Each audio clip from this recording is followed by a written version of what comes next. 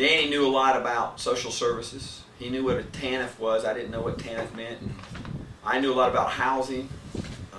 We both got some grants, and we thought that there's no use in having two IDA programs in Forsyth County, so we kind of came together and united. So it's kind of like Danny was the chocolate and I was the peanut butter, and they kind of combined them together to kind of make one whole program. The whole ideology, like I'm into history, and like obviously a lot of the welfare reform movements from the federal government since the 60s has not been successful, and is based on models of spending and consumption. You get food stamps or you get whatever, and you're going to use that in a monthly basis and use it all up. Whereas the IDA brought a new philosophy of savings, investment, and asset building, and net worth, which I didn't know anything about net worth.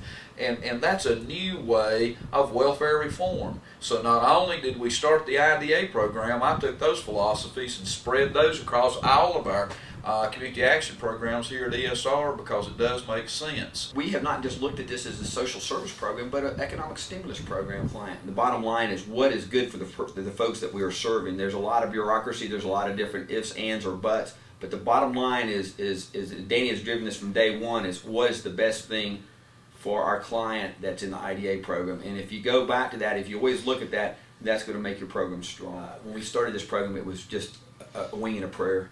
And one of the things we thought was such a good idea, we want to get it going quickly. And so we might not have been as prepared as we really wanted to be, but it's kind of like my wife and I always used to say, we're not going to have a baby until we're financially ready. Well, if that was the case, we probably would never have kids to this day.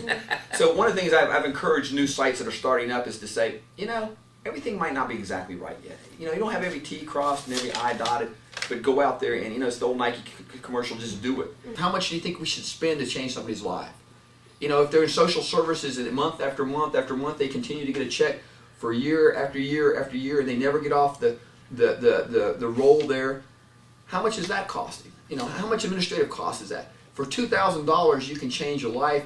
They can buy an asset that changes their life. They can create net worth that changes their life.